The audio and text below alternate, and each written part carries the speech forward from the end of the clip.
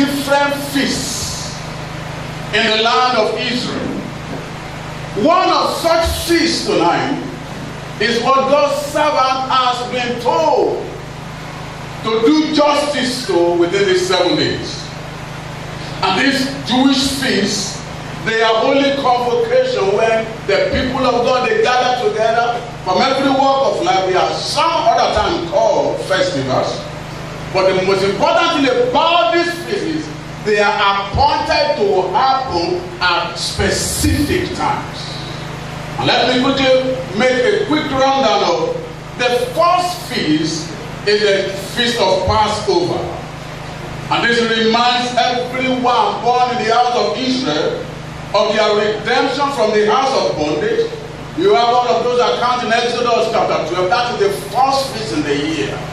The feast of Passover, their deliverance from the hand of their captors.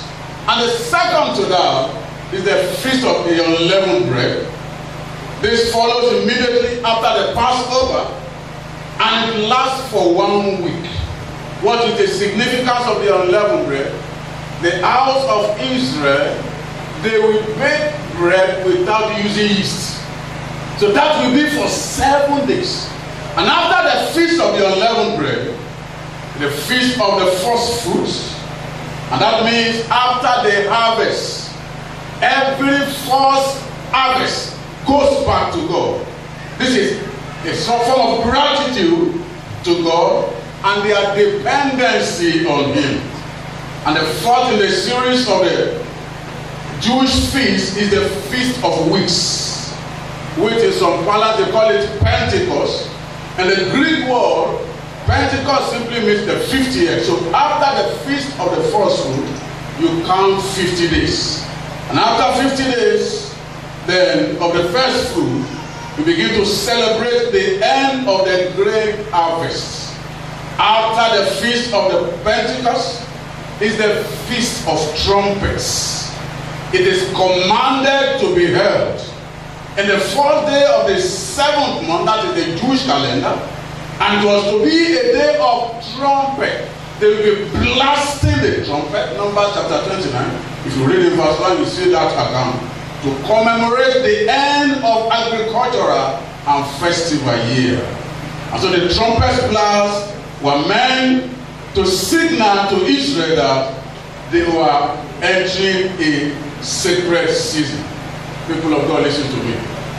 By this feast of the trumpet, you are entering a better season.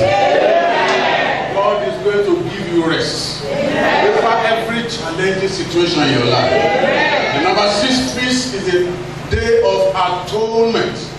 And this occurs just 10 days after the Feast of Trumpets. The Day of Atonement was the day the high priest would go into the Holy of Holies each year to make an offering for the sins of Israel. And you have that in Romans 11, 25 to 26. And the 7th in the series is the Feast of Tabernacles, which some other people call it the Feast of Booths, which is the 7th and the final feast of the Lord. And this takes place 5 days after the Day of Atonement. Now, very quickly, the significance of the Feast of the Trumpet, which is the time and the season. We need to understand how God operates. God is the one that controls time. He's in charge of every season. Out of time comes out seasons. Seasons are specific time. For instance now, every November year is our time of convention. So it is a season unto us.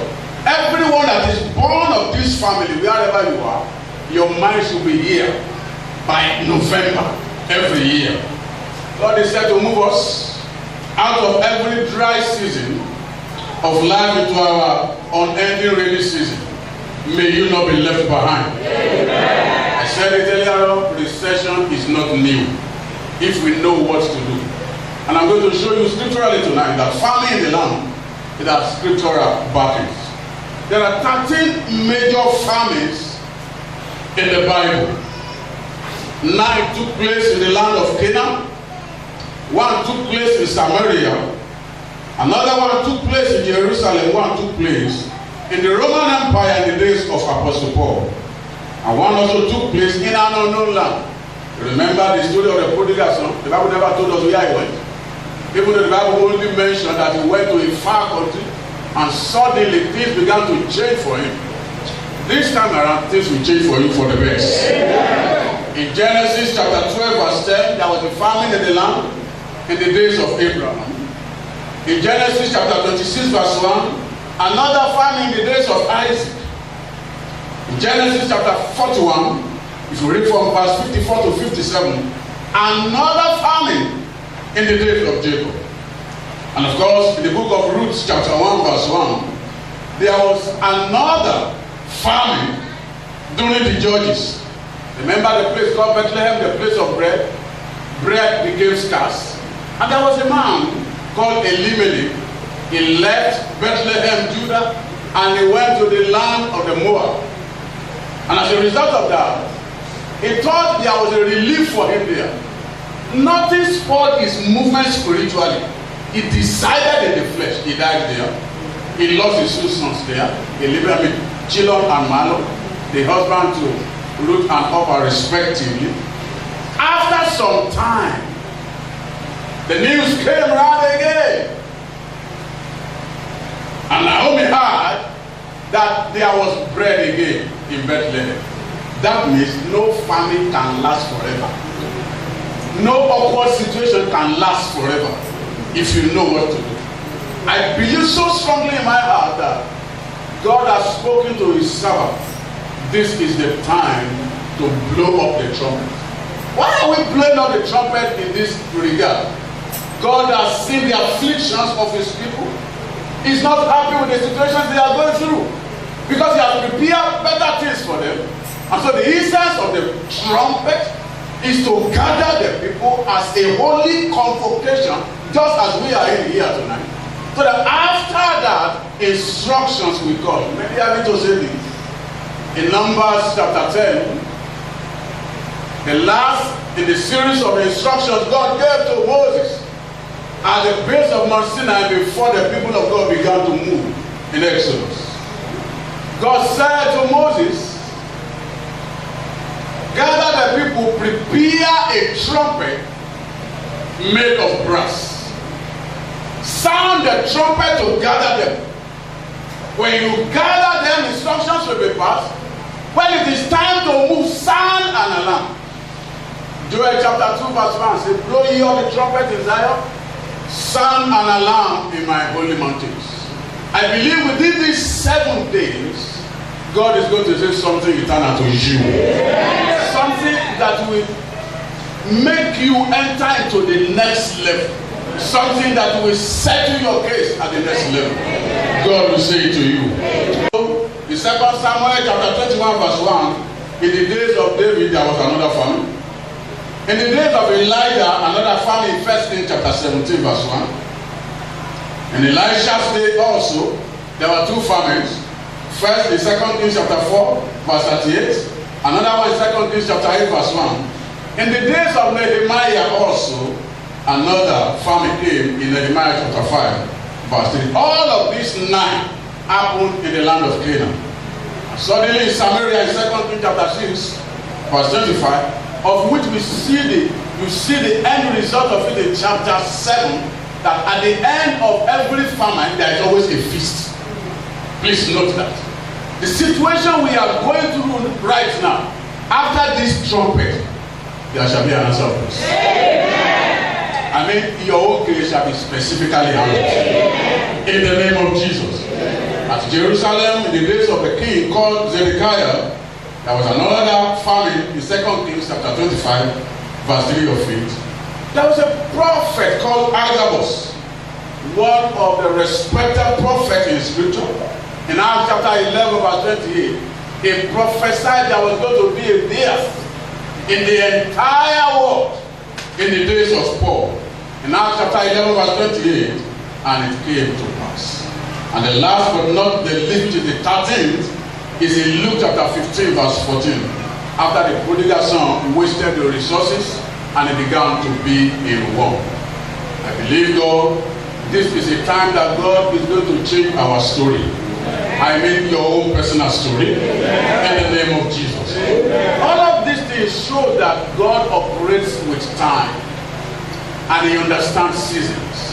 In 1 Chronicles chapter 12, verse 32, we have the children of Issachar. Out of the 12 tribes, that was the only tribe that placed their own mind close to the heart of God, because they will always know what Israel ought to do per time. Just as God has been speaking to our Father in the Lord here, I want to tell you this here tonight. God has rescued my life from destruction severally through the ministry of my father here. In several occasions, I've just come to meet him. After praying for me, he will give me instruction. People of God, this trumpet is different from the ones we see in the hands of boys brigade. That's not the kind of trumpet we are talking about. We are talking about something that will move you by the Spirit of the Lord, that will give you the next instruction, so that the next available place for you, you will get there. You will not only see it, you will get there. You will arrive there. In the name of Jesus. You can make the most of every opportunity you have, depending on who you are. This is not just a time. God has brought a season out of this time. It is your understanding of this season that will make you know that there is something that is ahead of you. Remember, in 1 Corinthians chapter 2 verse 9, eye has not seen. No matter how big your eyes are, you cannot see what is ahead, except He opens you up in the night season. He said, eye has not seen. That's why I am never bothered by any man's rating of me, because he cannot see beyond what he thinks. He cannot see my tomorrow. Eye has not seen, ear has not heard, neither has it entered into the heart of any man the good thing that the Lord has prepared for everyone that love Him. And these things are revealed to us this day by His Spirit, for His Spirit searches out. He said, yea, the deep things of God. What is it that makes this time so significant? I want to quickly go into that. In Genesis chapter 15, if you read from verse 1 down to 16, God began to pour blessing upon Abraham. Abraham was not so much moved by it, because he had a concern in his heart. He said to God, that is verse 21, He changed the times and seasons. Please stop celebrating what happened yesterday. Better things are waiting for you. The people of God, there were no teaching priests in their midst. All manner of evil were happening until 430 years. The promises of God never came to pass. I don't know in any area of your life where you have been delayed. After blowing this trumpet, the hold of delay, the stronghold of delay in your life shall be defeated finally. So particular about timing, the appointed time of heaven. If you have an understanding of what time protects for you, the people who are non-challenged, maybe they were enjoying the captivity. Until one day in Daniel chapter 9, verse 2, 70 years they are complete. It was far more than 70 years. And they began to pray. We are going to pray also here tonight. Whatever the enemy has done against your destiny shall be undone finally. Yes. It is not by what we know how to handle the best, but because the mercy of the Lord. God is never meeting Bethesda for 38 years. He was waiting for an angel to come, and the first to enter will be the first, the only one to have the miracle. How will he move? Except that he could talk. The mercy of the Lord cut off with you. Whenever you have stayed longer than necessary, this time around, the mercy of the Lord will locate you. Why is this time so significant? Number 2, God wants us to cease from our labor in order to enter into His rest. Hebrews chapter 4, verse 9, the Bible says, there still remaineth rest. So in God's agenda, no matter how much you struggle, God is saying, rest is still awaiting you. You will get to your land of rest. Amen. You know, in the Old Testament, the Canaan land we are talking about there is a physical land. But in the New Testament, it's a land of His promises. Any promise of God we are able to annex, you are already in your Canaan. Glory be to God. Hallelujah. Why is this time so significant? Number 3, it is heaven's set time for our favor. And the Bible says good understanding, Proverbs chapter 13 verse 15. Good understanding procureth favor. So you need to have an understanding of the trumpet you are going to blow. And I tell you this also tonight, your mouth is that trumpet. Your mouth is that trumpet. You use it. The Bible says in John chapter 12 verse 32, Jesus said, and I, if I be lifted up, I will draw all men. In any situation you glorify God, you see his manifestations. Glory be to God. I said, glory be to God. It is your set time to be favored, and you shall be highly favored. In the name of Jesus. Why is this time so significant? Number 4, it's a time of visitation. It's your time of visitation. Luke chapter 19, verse 44. The Bible says Jesus was about entering Jerusalem, and he noticed that the people were not challenged. They didn't even know that anybody was coming. And Jesus got worried. And the Bible says he went. And he said, these people, they knew not their time of visitation. One day the enemies will come and run them over. Friends, this is your time of visitation. You will not miss his visitation. Amen. In the mighty name of Jesus. Amen. Why is this season so significant? Number 5, it's a period of great opportunity. It's a period of great opportunity. You cannot afford to miss this time, because in Deuteronomy chapter 2 verse 3, Moses, while leading the people of God, they were moving in a cycle for years. They never knew it. Until after this trumpet service, God of heaven will give you clear-cut instruction. In the name of Jesus. In Ecclesiastes chapter 9, verse 11. And the preacher said, I returned and I saw under the heaven that the race is not to the swift and the battle to the strong, but time and chance happeneth to them all. This is a time, and it carries along with it an opportunity. You will not miss it. Amen. Finally, how do I maximize this time? Number 1, I need knowledge. To know what trumpet is all about. Why do I need to blow my trumpet, or the trumpet God has put in my ear? In Psalm 82 verse 5, they know not, neither will they understand. And because they know not, and because they don't understand, everything at the foundation of the earth has been out of court. And because of that, he said they are God, but they do not know. Because they know not, the Bible says, all of them, they shall die like mere men. That will not be you. Isaiah chapter 4, verse 6. Knowledge is still being talked about here. Isaiah chapter 5, verse 13.